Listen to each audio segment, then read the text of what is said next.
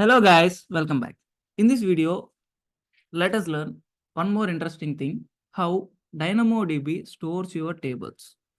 For that, let's have some questions at first. The first question is, so now when you given your table data to DynamoDB, then DynamoDB stores your table data in a single server. We call servers as nodes here. What do we call servers? We call servers as nodes. This is one of the terminology word that you need to remember. Now, let's back to the question. Now, if I store my table, does it stores in a single node? The answer for this is no. Your data will stores in multiple nodes. How this DynamoDB stores your data is, it stores initially in multiple nodes. So in each node, it will store certain partitions. That is, first DynamoDB need to partition your table. That is nothing but your data, right? Yes. So first DynamoDB partitions your data and stores in multiple nodes. So DynamoDB partitions your data and stores in multiple nodes. How these partitions happens in your DynamoDB? Your DynamoDB will partition based on primary key. So we call primary key as partition key. What do we call primary key? Why do we call primary key as partition key? Because this DynamoDB will partition your data based on this primary key only. So that's why we call it as partition key. So based on this partition key, each item is partitioned and stored in any one of the partition. So let's see how it will be. We have nodes, nothing but servers. So on top of it, on top of each server, what we have? We have multiple partitions, not a single partition. We have multiple partitions like this. So on top of it, on top of each partition, we will store items. On top of each partition, what we will store? We will store items. So what does item contain, sir? Item is nothing but, you can see here in previous example, we have discussed one item. This row is one item. This row is one item. What is first item? 11001 Ajay car. This is one item. Whereas second item is 210002 and Sai. This is one item. So like this, we have multiple items. We can store each and every item in a single partition. We can store one by one item in partitions. Based on what? By using this primary key, or else you can say this partition key. By using this partition key, we'll partition our items. What are the items we have? Under my table, we partition those items and we'll save those, and those will be saved in the back end at on the top of your partitions. Okay. So in a partition, how much amount of storage, that is how many items can I store? In a partition, you can able to store items up to size 10 GB of size only. That is, in a single partition, we can able to store items size up to 10 GB only. Let's say I created a table where my item size in my table is 11 GB. So up to 10 GB, or else based on your partitioning, first what happens is your keys, based on your partitioning key, your data is partitioned at first. After that, so each key partitioning values, each partitioned value is stored in one partition. Now let's say I have I have here, how many items I have? I have only 2 items. Let's say like this, I have introduced one more attribute called storage, like that something. And here I stored one value of size 8 GB, or else you can say 10 GB. Now this item size is 10 GB, right? Yes. I store, DynamoDB will store that item in one partition. So up to 10 GB it will store in one partition. If your item's size greater than 10 GB, that means now up to now you have stored 100 items in this partition. After that, the 101th item will be stored where? That 101th item will be stored in another partition. May that partition will present in another node, or else in the same node another partition your item will be stored. So for that it needs to create partition, right? Yes. So whenever your partition is completed, current partition is completed, then another partition creates on either same node or else a different node. Node is nothing but over here.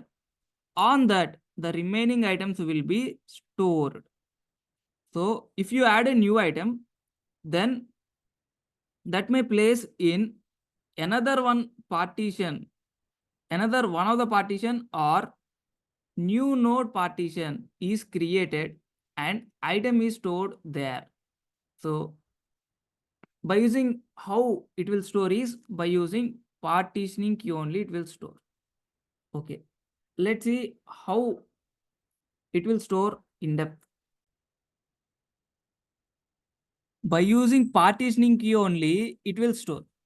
So first DynamoDB will take this partitioning key as hash key and checks for in which partition if we place this item is efficient. In that partition, your DynamoDB will place your item. So based on what? Hash key. So what is this hash key? It's nothing but your partitioning key. So first what happens is whenever you place an item, it first checks your partitioning key, and based on that partitioning key, it will check for what is the efficient place, what is the best place, what is the in which partition you will place it under which position, so that it will be better. That will be checked by DynamoDB and it will place based on hash key. This hash key is nothing but partition key. So we call this partition key as hash key. Since we are storing items by using partition key, right? Yes. So that's why we call this as hash key as well. Now you see a new partition creates here. So whenever you're having no space for storing new item. So let's discuss about it. When a new partition creates, what are the cases that a new partition will create? There are mainly two cases where a new partition creates is no space for storing new items, no space for storing new items. So in this case, a new partition creates. So if you see about hard limits, if everything is fine, then this new partition will create after your partition size greater than 10 GB. Your partition holds values, your partition holds items that is up to 10 GB. Then after the 10 GB, a new partition creates and there your new item will be placed. That is, your partition size reaches to 10 GB. In that case, a new partition creates. This is the hard limit only. Whereas the possible condition is no space for storing your new item. If this partition will store your item, then this partition require more than 10 GB. In that case also, your new partition will create so that there your item will be stored. And the another case is, the another scenario for creating new partition is insufficient read-write capacity units. What's that? Insufficient RCUs and WCUs. So if there will be an insufficiency in read-write capacity units, then also a new partition will be created. What is the default? What is the default limit, hard limit for it, sir? If your read capacity units are greater than 3000, or else you can say the write capacity units are greater than 1000. In this case, it automatically creates a new partition. So in detail, you can see, you can remember like this. If your read write capacity units are insufficient, so while creating your new partition, your read write capacity units are distributed among these partitions. Your read write capacity units are distributed among these partitions. So after distributing, what happens? Whenever you try to request for certain item, it first creates a hash key based on it first checks your partition key, nothing but your hash key. So based on that hash key or partition key, it will identify in which partition your item will be. Let's say in this partition your item will be. Now it will access this item because your based on your partition it will identify your item. So now let's say if a partition for single partition, there are multiple read requests you get multiple read requests for a single partition that are greater than your provided read capacity units, RCUs, that are more than your RCU capacity units. In that scenario, this in that scenario, your partition will be subdivided into small partitions so that it will provide you a consistent performance. In terms of performance, it provides you fast and consistent performance. So to provide that fast and consistent performance, since this single partition is not sufficient for providing those many responses back, this will create you a subpartitions, small subpartitions, and by using those small subpartitions, it will provide you the response. So these are the two cases where a new partition will create. So when this insufficient read write capacity units will happen, if you provide insufficient read write capacity units, that means if any partition is provided with insufficient read write capacity units, but you are accessing that item which is present in that partition more than your read capacity units, then what happens is to provide fast response, what happens is to provide fast response and to provide consistent performance, this DynamoDB will create you a new partition and it stores your item there as well. So then you got fast performance and consistent performance. Your performance won't be compromised in your DynamoDB here. Till now, we stored our table where it has only primary key. Now let's say in addition to this primary key, what is the primary key? Partition key, we call it as primary key. Now in addition to this, if I provide, that is sort key, the sort key is optional. If you want, you can able to provide it. So if I provide the sort key as well, then how does this DynamoDB stores it? Let's see about it.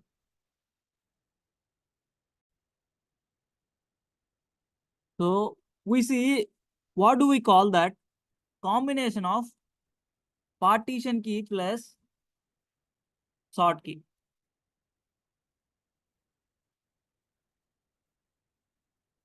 So in previous video only, during explaining about technologies, we have told that this combination of both partition and sort key, we call it as compound primary key. What is that? Compound primary key. So don't confuse with primary key and compound primary key. Composite primary key is nothing but combination of both partition key as well as sort key. This is composite primary key, not compound. Remember it as composite primary key. It's a combination of both partition key as well as sort key. So let's say I created my table with both partitioning key and sort key. Actually, this sort key is an optional. If you would not provide it, then we call only that partition key as primary key. But if we provide sort key as well, then we call both combination as composite key. Now, in this case, if you store an item, if you add data, then how it will be added? Let's see about it. So if you add an item, if you add multiple items with the same sort key, with the same partition key, then what happens? If you add multiple items with same partition key, then it will store under same partition. So if you add multiple items with the same partition key, it will store under same partition based on sort key order. Based on which order?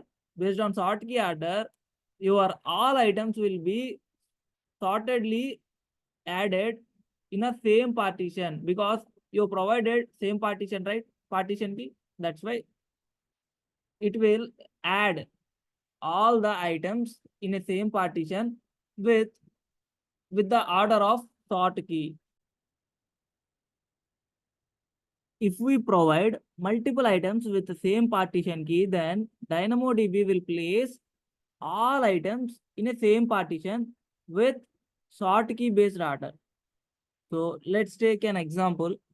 I provided an item ID. If you add a table like this to your DynamoDB, then it will store like this. Because here you provided ID as partition key and letter as sort key. So then based on, since ID, that is partition key, is same, first what happens is your DynamoDB will check for a partition where this item suitable for.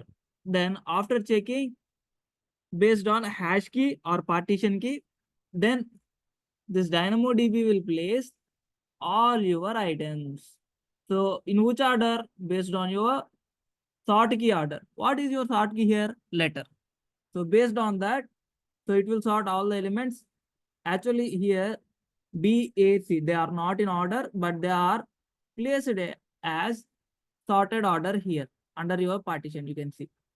So like this, it will place your items in the same partition where all they having same sort, same partition key. Let's say since all my items stored in a single partition here, in this case, all my items stored in single partition due to same partition key, what happens normally? If a user requests, then obviously my request come to this partition, right? Yes. Like this, if I am having multiple partitions, but for a single partition, if I am getting more and more requests than others and exceeding the normal limits of capacity, that is, if I am getting more and more requests than my read capacity units and write capacity units that are provided for this partition, then we can say that partition as hot partition. Which type of partition? Hot partition. So whenever, if any partition, for any partition, if you are getting read or write requests which are greater than you provided read and write capacity units, then we can say that partition as hot partition. In this hot partition, what happens is data response for the request will get delayed because you are having a single partition with having a specified partition read capacity units and write capacity units, right? But you are accessing more than the provided limit. So that's why it will provide you a delayed response. Now, in order to overcome this, DynamoDB reserved unused capacity from the partitions. What are the partitions that you have? So like this, what are the partitions that you have? From those partitions, it uses some capacity. It reserves some capacity to provide fast response. DynamoDB redirects unused data from other partitions to boost your hot partition. That capacity we call it as adaptive capacity. By using that adaptive capacity, it will boost. So initially it will considers throughput. So what happens is DynamoDB reserves unused capacity for partitions. It uses these capacity units, allowing you to go above throughput for some time only. For up to some time, DynamoDB reserved unused capacity from your partitions. It uses these capacity units, allows you to go above throughput for some time. So whenever your partition reaches to hot partition, then this DynamoDB uses the unused capacity from other partitions. Nothing but we call that unused capacity as adaptive capacity. So, but the only limit is it provides you throughput for only some time. So it allows you to go above throughput for only some time. It allows you to go above throughput for only some time. So now what happens after that some time? Again, you will face the same issue. What is that? Hot partitioning issue. Now what happens? So since you are again facing the same issue, you got an error. The name of the error is provision throughput exceeded. What is the error? So you reach an error. That error is provision throughput exceeded. So you reach this error. So now in order to overcome this, you need to move on with DAX concept. So in order to overcome this hot partitioning, so whenever you are having hot partitioning, what are the issues that you face? Imbalanced state and high speed on your throughput, nothing but input output per second. So in order to overcome this hard partitioning state, so actually this DynamoDB provides you a consistent response only, right? So if you are still facing the same issues, then you got this error. What's error? Provision throughput exceeded error. So in order to overcome this, you need to move on with DAX. So what is this DAX, sir? So DAX is nothing but it provides you a cache of your reads. So it caches your reads. What does it do? It caches your reads. So what does it do? It caches. It caches your reads. So whatever the data that you reads, that will be cached by using these DAX. So since it caches, what happens? Whenever you try to read data, first your request reaches to where? Your request reaches to this DAX. So after that, so if your request reaches to DAX, from the DAX, since you are already having the response for your request, you got the response. If your request not get the response from this DAX, then only your request reaches to your partition. From there, you got the response. And even that response stored under your cache in DAX. So in this time, what happens? If you request for another time, then first your request reaches to DAX. Since your DAX having your data that is cached previously, now you got response from DAX, not from your partition. So in this case, what happens is whatever the request that you are coming more, whatever the more requests that you are coming, those will be reduced to your partition. So it fits for your capacity units, that is read capacity units and write capacity units. And in this way, we can able to avoid this hot partitioning. So how to avoid this? Let's see, when do we get this hot partitioning? Whenever you're getting more requests than your capacity, than your provisioned throughput capacity, then your partition reaches to hard partition. Or else, if your partition is in imbalanced state, that is more number of speed on input outputs, that is high throughput, in that case also your partition reaches to hard partition. So initially, how this is avoided? By adopting the capacity, by using the adaptive capacity. What is this adaptive capacity, sir? This is unused capacity or data from other partitions. So by using this adaptive capacity, you can increase your throughput only for some time. After that, you will get an error. What is that? Provision throughput exceeded. So in order to overcome this hard partition, then what you do? You need to move on with this option. That is what? DAX. So what does this DAX do is it will create cache of your reads. So it will create cache of your reads. Whenever you read for the data, for that data, it will create cache. You again reads the same data, then the request will stop that in DAX only. This DAX will provide you the response.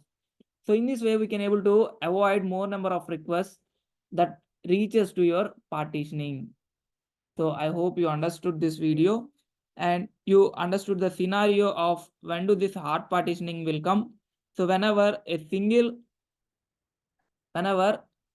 same partitioning key with multiple items are there, then it will store multiple items in same partition. In this case, there will be max chances to get hard partitioning.